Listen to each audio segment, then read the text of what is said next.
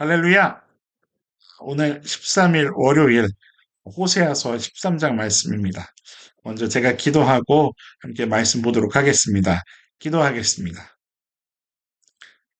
사랑하는 하나님, 감사합니다. 오늘도 인생의 시간을 허락하셔서 또 하나님 말씀 앞에 설 수 있는 기회를 허락하시니 얼마나 감사한지요. 주님, 우리들의 영혼도 살기를 원합니다. 육신만이 아니라 우리들의 영혼이 친정 하나님께서 허락하시는 그 생기로 말미암아 숨을 쉬고 하나님과 교제하고 관계하기를 소망합니다. 주님 말씀하여 주옵소서. 말씀 앞에 겸손히 엎드려 회개하며 또 점검하며 결단하며 나아갈 수 있는 오늘 저희들의 작은 걸음 되게 하여 주옵소서. 은혜를 사모합니다. 감사드리며 살아계신 예수님 이름으로 기도드립니다. 아멘. 제 13장. 에브라임이 말을 하면 사람들이 떨었도다. 그가 이스라엘 중에서 자기를 높이더니 바알로 말미암아 범죄함으로 망하였거늘 이제도 그들은 더욱 범죄하여 그 은으로 자기를 위하여 우상을 부어 만들되 자기의 정교함을 따라 우상을 만들었으며 그것은 다 은장색이 만든 것이거늘 그들은 그것에 대하여 말하기를 제사를 드리는 자는 송아지와 입을 맞출 것이라 하도다. 이러므로 그들은 아침구름 같으며 쉬이 사라지는 이슬 같으며 타작마당에서 광풍에 날리는 쭉정이 같으며 굴뚝에서 나가는 연기 같으리라. 그러나 애굽 땅에 있을 때부터 나는 네 하나님 여호와라. 나밖에 네가 다른 신을 알지 말 것이라. 나 외에는 구원자가 없느니라. 내가 광야 마른 땅에서 너를 알았거늘 그들이 먹여준 대로 배가 불렀고 배가 부르니 그들의 마음이 교만하여 이로 말미암아 나를 잊었느니라. 그러므로 내가 그들에게 사자 같고 길가에서 기다리는 표범 같으니라. 내가 새끼 잃은 곰같이 그들을 만나 그의 염통 거풀을 찢고 거기서 암사자같이 그들을 삼키리라. 들짐승이 그들을 찢으리라. 이스라엘아, 네가 패망하였나니 이는 너를 도와주는 나를 대적함이니라. 전에 네가 이르기를 내게 왕과 지도자들을 주소서 하였느니라. 네 모든 성읍에서 너를 구원할 자 곧 네 왕이 이제 어디 있으며 네 재판장들이 어디 있느냐. 내가 분노함으로 네게 왕을 주고 진노함으로 패하였노라. 에브라임의 불의가 봉함되었고 그 죄가 저장되었나니 해산하는 여인의 어려움이 그에게 임하리라. 그는 지혜 없는 자식이로다. 해산할 때가 되어도 그가 나오지 못하느니라. 내가 그들을 수월의 권세에서 속량하며 사망에서 구속하리니 사망아, 내 재앙이 어디 있느냐. 수월아, 내 멸망이 어디 있느냐. 뉘우침이 내 눈앞에서 숨으리라. 그가 비록 형제 중에서 결실하나 동풍이 오리니 곧 광야에서 일어나는 여호와의 바람이라. 그의 근원이 마르며 그의 샘이 마르고 그 쌓아둔 바 모든 보배의 그릇이 약탈되리로다. 사마리아가 그들의 하나님을 배반하였으므로 형벌을 당하여 칼에 엎드러질 것이요 그 어린아이는 부서뜨려지며 아이벤 여인은 배가 갈라지리라. 오늘 호세아서 13장입니다. 13일 월요일 호세아 13장. 13일에 13장이네요. 네. 오늘 말씀을 시작하면서 좀 제 개인적인 고백을 나누면서 시작을 할까 하는데요. 하나님께서 제 인생 가운데에 저를 포기하지 않고 찾아와 주셔서 제가 그 사랑 앞에 완전히 녹아내려지면서 철저히 그 사랑 앞에 항복하고 무릎을 꿇고 그렇게 저를 만나주신 하나님 안에서 제가 그 시간 이후로부터 제 인생 속에 참으로 선명해진 단어 한 가지가 있어요. 그게 뭐냐면 관계성이라는 단어인데요. 그것이 참 많이 묵상이 되더라고요. 하나님과 사람, 그러니까 우리 인간과의 그 관계성 말입니다. 나를 자녀 삼아 주시고 심지어 친구라 불러주시고 단 한순간도 포기한 적이 없으시고 나는 내 자신에게 실망한 적이 참 많은데 그분은 단 한 번도 실망이라는 단어조차를 사용하지 않으시고 오히려 기대하고 계시고 사랑을 고백해 주시는 기다려 주시는 그분과의 관계성이요. 참 많이 묵상이 되더라고요. 하나님께서 절대로 포기하지 않으시는 그 관계성 안에서 은혜를 누리게 되고 또 그 안에서 영원이라는 것을 소유하게 되고 그리고 영원이라는 것을 기대하고 갈망하게 되고요. 더욱이 이제 저는 생각할 수 없었던 그 인생의 시간을 현재 살아가고 있지 않습니까? 그 시간들이 제게 허락됨 안에서 그것을 경험하면서 살다 보니 어, 고백되는 게 있어요. 두렵고 떨림으로 고백되는 거죠. 하나님을 사랑하는 그 사랑 안에서 그 경외하는 두려움이 있잖아요. 사랑하지만 함부로 막대하는 것이 아니라 더 존경하고 경외하면서 그 앞에 엎드리기를 즐거이 하는 그 경외하는 사랑이요. 그 안에서 고백하게 되는 거예요. 하나님 안에서 하나님이 아니면 절대로 살아갈 수 없다라는 고백이에요.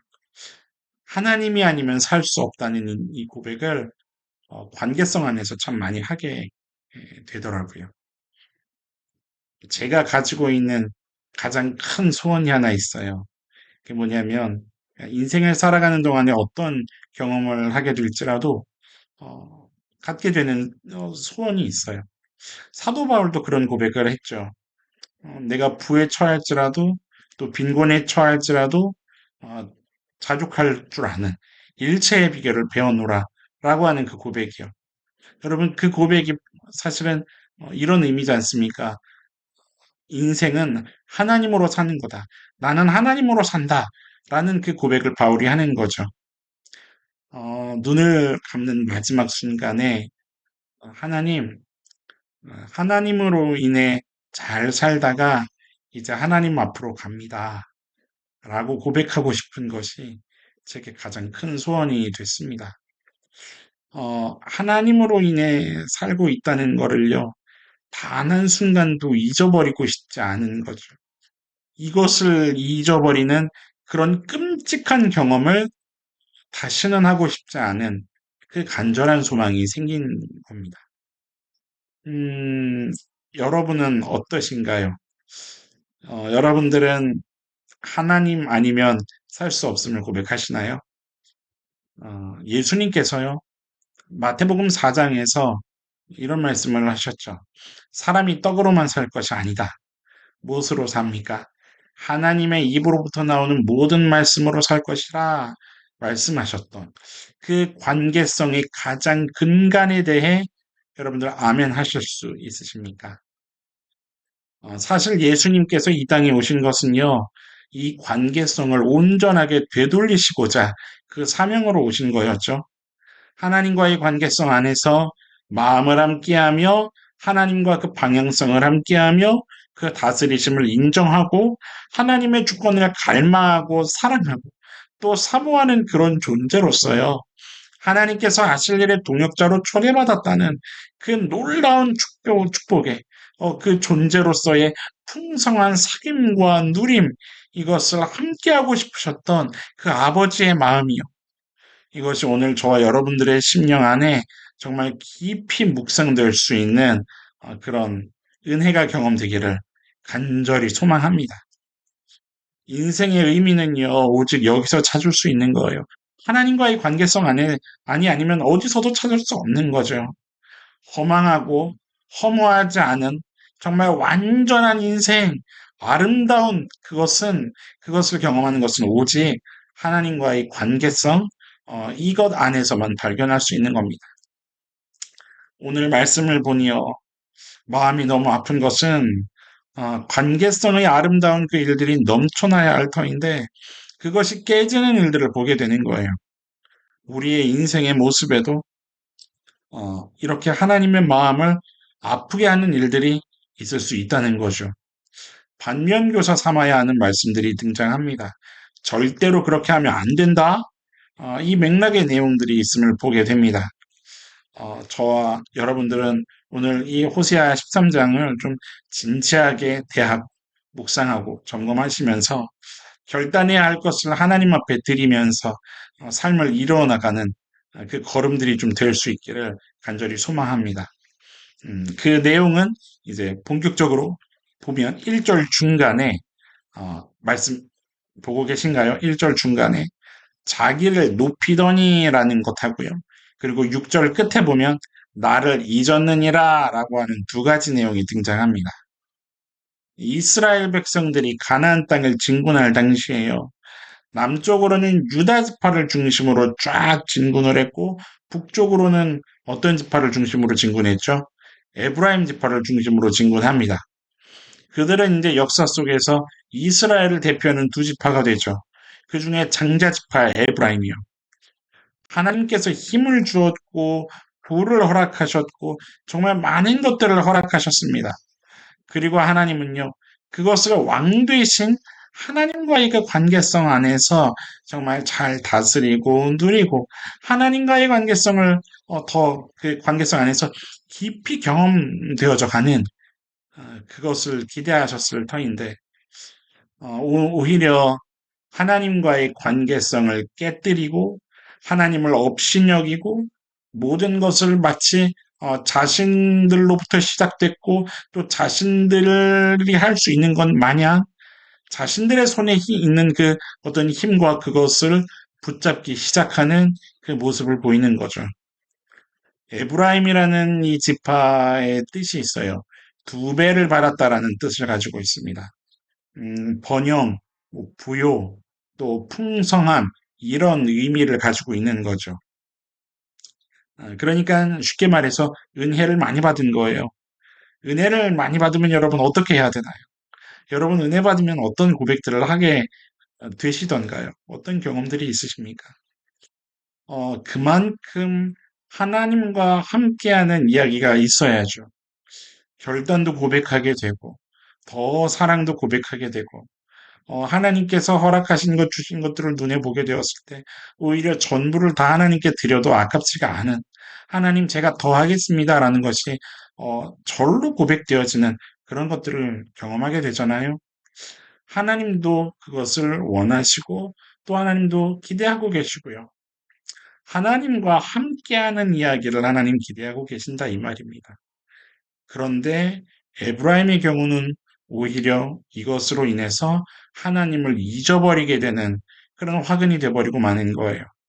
항상 성경은 그 얘기를 하는 거죠. 허락하신 것을 어떻게 사용하느냐.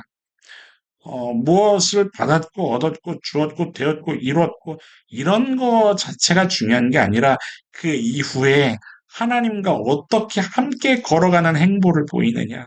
거기에 성경이 집중하고 있는 것을 보게 돼요. 에브라임의 경우는 이것이 화근이 되는 것 같습니다. 시편 78편을 좀 함께 볼까요? 78편 9절부터 제가 말씀을 읽어드리겠습니다. 여러분들도 성경이 있으시면 펴서 한번 보세요. 시편 78편 9절에 에브라임 자손은 무기를 갖추며 화를 가졌으나 전쟁의 날에 물러갔도다 라고 기록하고 있습니다. 활도 가졌고 무기도 가졌지만 정작 전쟁이 터지니까 어떻게 해요? 물러가는 거예요. 10절 보세요. 그들이 하나님의 언약을 지키지 아니하고 그의 율법 준행을 거절하며 여호와께서 행하신 것과 그들에게 보이신 그의 기이한 일을 잊었도다라고 성경이 얘기하고 있습니다. 분명 하나님께서 허락하신 것이 있는데 하나님의 뜻에 맞게 사용하지 않습니다. 왜일까요? 성경은 단호하게 그 이유를 얘기하고 있어요. 그의 기이한 일을 잊었도다. 잊어버렸다는 거예요. 잊었다는 거죠. 오늘 이스라엘의 죄는 두 가지임을 성경이 얘기하고 있습니다. 첫째는 자기를 높인 것이고 두 번째는 하나님을 잊어버린 죄예요. 그런데 여러분, 이 죄의 구조가 얼마나 재미있게 연결이 되는 구조인 줄 아세요? 하나님께서 행하신 것이 있는데 그들에게 보이기 위한 일들이 있었는데 첫 번째로 그거를 잊어버립니다. 그걸 잊어버리니까요. 이스라엘 백성들은 어떻게 했었어요? 광야에서 광야에서 그 잊어버리니까 불만이 시작됐고 불평이 터져버리기 시작하는 거예요. 그게 광야 생활의 내용에 고스란히 담겨져 있는 내용들입니다. 항상 불만과 불평이 있는 거예요. 그런데 그 이면에는 뭐가 있냐면요. 잊어버리는 게 존재하고 있다는 거죠. 잊어버리면 불평하고 불만 터뜨리고 원망하고 항변하게 됩니다. 왜요? 구원을 잊어버리니까요. 받은 복을 잊어버리고 은혜를 잊어버려요. 그러니 불만을 터뜨리고 항변하고 원망하는 거예요. 그게 다 뭔가요? 사실 결국은 그게 다 자기를 주장하는 거예요. 자기를 팽창시키는 거죠. 자기를 확장시키는 거예요. 뭐냐면 자기를 높이는 거예요. 이렇게 연결되는 겁니다. 잊어버리면 자기를 높입니다. 하나님의 영광을 위한 것이 아니라 나요, 나. 나라는 나의 이익을 위해 나의 어떤 불편을 없이 하려고 조금도 손해보기 싫은 나. 어떻게든 내 모든 것을 다 동원해서라도 내가 주장할 수 있는 합리성, 어떤 내 지식의 그 이성, 내가 동원할 수 있는 어떤 수단과 방법, 어떤 것을 가리지 않고서라도 나를 주장합니다. 여러분, 이것이 가장 상징적으로 드러났던 사건이 바로 창세기의 바벨탑 사건이에요. 높이 쌓고 거기에 뭐를 내나요? 우리의 이름을 내는 거예요. 뭐를 면하려고요? 흩어짐을 면하려고요. 심판을 면하려고요. 그러나 어떻게 됩니까? 하나님이 다 흩어버리셨죠. 오늘 본문도요. 하나님께서 다 흩어버리죠. 3절을 보니까요. 아무리 그들의 은으로 원문을 보면 은과 금으로 나옵니다. 은과 금, 그러니까 가진 금은 보아 귀한 것들로 자기를 위해서 정교하게 만들어도 어떻게 되나요? 아침 구름 같고 쉬 사라지는 이슬 같고 날리는 쭉정이 같고 굴뚝에서 나가는 연기처럼 다 흩어버리시는 거죠. 공통점이 다 뭐냐면 잠깐 있다가 사라지는 것이고 언제 있었냐고 할 정도로 존재감이 없는 거죠. 공허하고 허무함이 상징입니다. 오히려 하나님을 잊고 사는 그들이 도리어 경험하게 되는 것은 뭐냐면 사자에게 찢기고 표범에게 뜯기고 분노에 찬 곰에게 죽임을 당하는 것 같은 그런 고통과 절규, 비명소리가 나는 그 아픔이라는 거죠.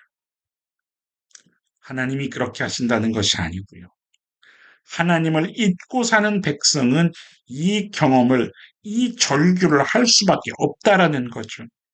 공허함을 만나고 허무함을 만나게 된다는 겁니다. 사랑하는 여러분, 무서운 경고가 있는 오늘 말씀입니다. 그런데 이 말씀을 묵상하면서 역설적으로 제 마음에 소망이 고백되는 것이 하나 있었어요. 그것이 뭐냐면 저와 여러분은 살아가면서 인생의 크고 작은 일들을 수도 없이 마주하게 됩니다. 한 시간을 살면 한 가지를 경험하고, 두 시간을 살면 그 한 가지가 없어지는 게 아니라 두 가지가 되고, 내일이 되면 10가지가 되고, 일주일이 지나면 수십 가지, 수백 가지가 되는 그런 인생을 경험하고 있죠. 그런데 그 인생의 크고 작은 모든 일들은요, 오늘 나와 하나님과의 관계를 점검해 볼 수 있는 기회가 되겠구나라는 소망의 고백이었습니다. 아픔이 경험이 된다면 경험이 되는 대로, 내 손에 무언가 쥐어져서 또 웃음이 난다면 웃음이 나는 대로, 어떤 일이 터져서 마음이 고통스럽고, 때로는 어떤 우울한 상황이 온다면 그 상황대로, 또 무언가 잘 되면 잘 되어지는 대로, 이 모든 것들을 하나님과의 관계성으로 생각해 볼 수 있는 그러한 성숙한 걸음의 저와 여러분들이 될 수 있기를 간절히 축원합니다. 호세아서의 핵심이 되는 6장 말씀에서요. 이미 하나님께서 약속하고 계셨던 것을 여러분들 기억하시나요? 하나님의 마음은요, 자녀가 찢기고 뜯기고 상하는 일들을 절대로 원치 않으신다는 거죠. 6장 1절에 이렇게 말씀이 기록되어 있지 않습니까? 오라, 우리가 여호와께로 돌아가자. 여호와께서 우리를 찢으셨으나 도로 낫게 하실 것이요, 우리를 치셨으나 싸매어 주실 것임이라. 여호와께서 이틀 후에 우리를 살리시며 셋째 날에 우리를 일으키시리니 우리가 그의 앞에서 살리라. 아멘.